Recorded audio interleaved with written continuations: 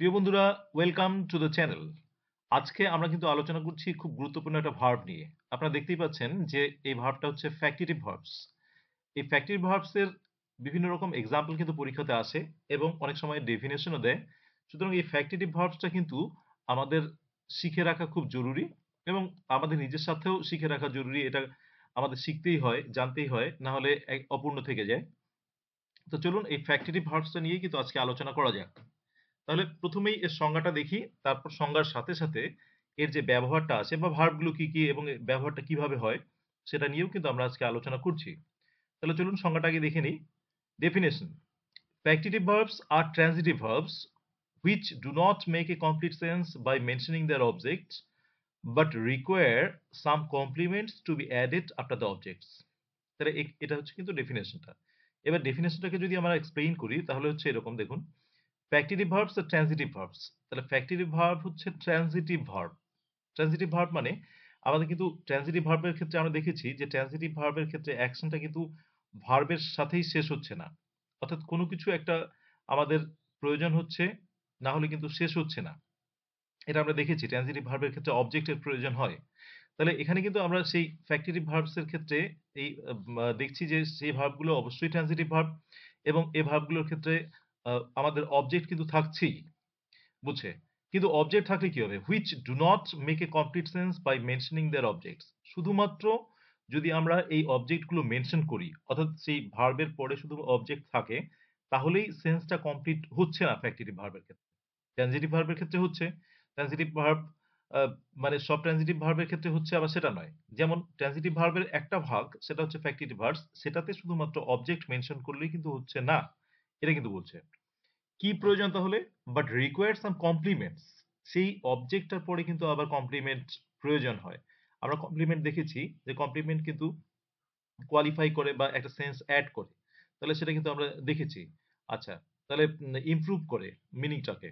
আচ্ছা, তাহলে হচ্ছে সেই বাট রিকোয়ার্স সাম কমপ্লিমেন্টস, তাহলে হচ্ছে কিছু কমপ্লিমেন্টের প্রয়োজন to be added after the object. অবজেক্টের পরে কিছু না কিছু বসে বা কমপ্লিমেন্ট বসে সেই মিনিংটা ক্লিয়ার হচ্ছে। তার মানে আমাদের এখানে বুঝতে হচ্ছে যে ট্রানজিটিভ ভার্ব তো এই ফ্যাক্টিটিভ ভার্বগুলো অবশ্যই। এখানে শুধুমাত্র ট্রানজিটিভ ভার্বের ক্ষেত্রে যেটা বসে সেটা হচ্ছে অবজেক্ট বসে। কিন্তু এখানে অবজেক্ট বসলেই তার মিনিংটা ক্লিয়ার হচ্ছে না। অবজেক্টের সঙ্গে আরো কিছু বসানো প্রয়োজন হয়ে পড়ছে। যেমন কমপ্লিমেন্ট বসানো প্রয়োজন হয়ে পড়ছে।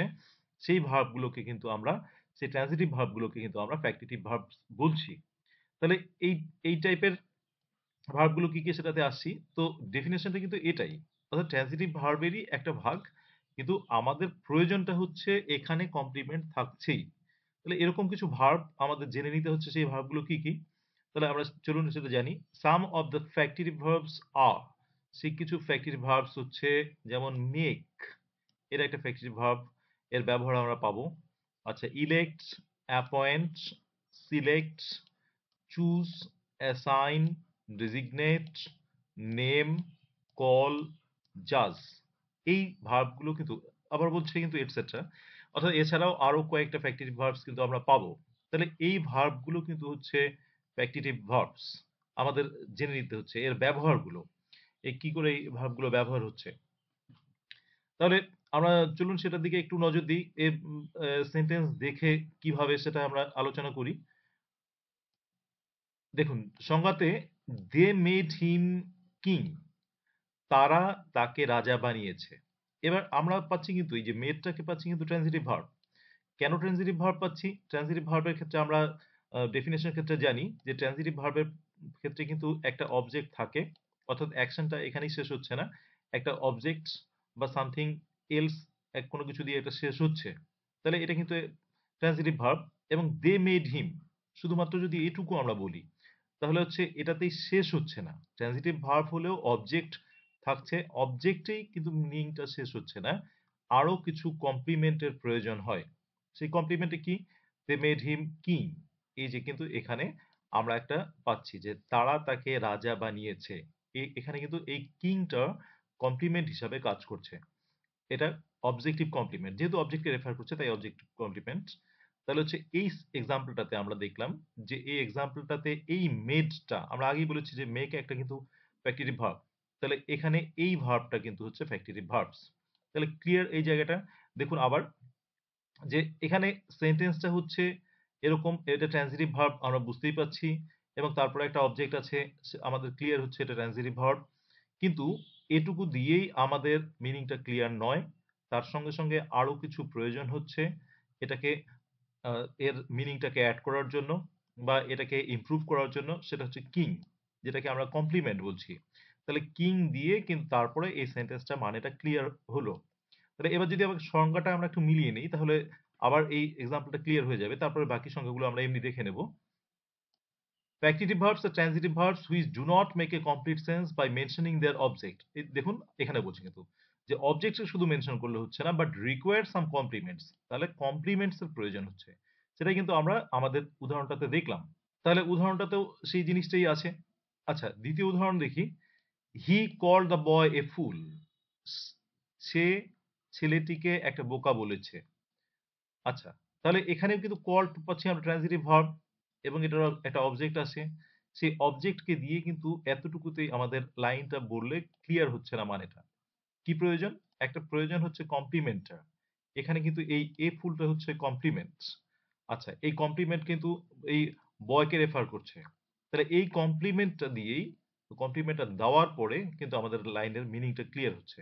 তাহলে এখানে আমরা এটাকে যেমন এটাকে পাচ্ছি ফ্যাক্টিটিভ ভার্বস। এটা যেমন আগেও পেয়েছি মেডকে ফ্যাক্টিটিভ ভার্ব, এখানে কলকেও কিন্তু এখানে পেলাম ফ্যাক্টিটিভ ভার্ব। আচ্ছা, আরেকটা হচ্ছে দেখুন পরের এক্সাম্পলটা। The members elected him the chairman. এখানেও দেখুন the members elected him the chairman. তাহলে এখানে সাবজেক্ট পাচ্ছি আমরা, একটা ট্রানজিটিভ ভার্ব পাচ্ছি যেহেতু এখানে অবজেক্ট আছে, এবং তারপরে আমাদের কিন্তু আর একটা কমপ্লিমেন্টকে ব্যবহার করতেই হচ্ছে এর মানেটাকে ক্লিয়ার করার জন্য। তাই এই ভার্বটা যেটা আছে ইলেক্টস, এই ইলেক্টটা কিন্তু এখানে ফ্যাক্টিটিভ ভার্ব। আচ্ছা, নেক্সট ওয়ান আসি। The jury just the man not guilty. আমরা কিন্তু এখানে এই জায়গাটাতেও দেখলাম যে জাস্ট, এখানে দ্য ম্যান এটা পেলাম এবং এটা আমরা বুঝতেই পারছি ট্রান্সিটিভ ভার্ব, কিন্তু এর মানেটা ক্লিয়ার করার জন্য আমাদের প্রয়োজন হয়ে পড়েছে এই নট গিলটিটা, হুইচ ইজ এ কমপ্লিমেন্ট। আচ্ছা, এবার পরের এক্সাম্পলটাতে আসি। আগেরটাতে তাহলে আমরা পেলাম হচ্ছে জাস্ট, এটাও একটা ফ্যাক্টিটিভ ভার্ব। আচ্ছা, the group designated him the secretary. আচ্ছা, এখানেও এই ডেজিগনেটেড যে ভার্বটা আছে সেই ভার্বটাকেও আমরা একই রকম ভাবে এটাকেও ফ্যাক্টিটিভ ভার্ব বলছি, কারণ এখানে অবজেক্ট দিয়ে শেষ হচ্ছে না, অবজেক্টের পরে কিন্তু আবার একটা কমপ্লিমেন্টের প্রয়োজন আসে।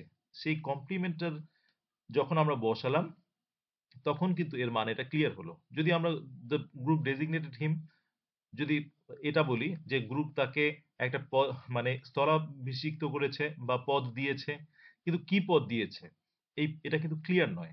যখনই আমরা বলছি সেক্রেটারি, দ্য সেক্রেটারি, যে গ্রুপ তাকে সেক্রেটারি বানিয়েছে, তখন কিন্তু মিনিংটা গিয়ে ক্লিয়ার হলো। তাহলে আবার সংজ্ঞাটাতে আমরা একটু রিমাইন্ড করে নিই। রিমাইন্ড হচ্ছে ফ্যাক্টিটিভ ভার্বের মধ্যে শুধু অবজেক্ট দিয়ে আমাদের ট্রানজিটিভ ভার্বের কাজটা শেষ হচ্ছে না, তারও পরে অবজেক্টের পরেও আরো কিছু কমপ্লিমেন্টের প্রয়োজন হচ্ছে এর মানেটা ক্লিয়ার করার জন্য। এবং যে ভার্বটা দিয়ে এই সমস্যাটা হয় বা আমাদের মানেটা ক্লিয়ার করার জন্য একটা অবজেক্টের সঙ্গে কমপ্লিমেন্টের প্রয়োজন হয়, সেই ভার্বটাকে কিন্তু আমরা বলছি ফ্যাক্টিটিভ ভার্বস। তাহলে ক্লিয়ার এই জায়গাটা? খুব সুন্দর একটা ভার্ব এবং এর ব্যবহারটাও খুব সুন্দর আমরা এখানে দেখলাম এবং ভার্বগুলোকেও চিনলাম। আশা করি ভালো লেগেছে, এবং যদি ভালো লাগে তাহলে অবশ্যই একটা লাইক এবং কমেন্ট করবেন এবং পাশে থাকবেন। Thank you for watching the video. Thank you once again. Please subscribe the channel and stay tuned.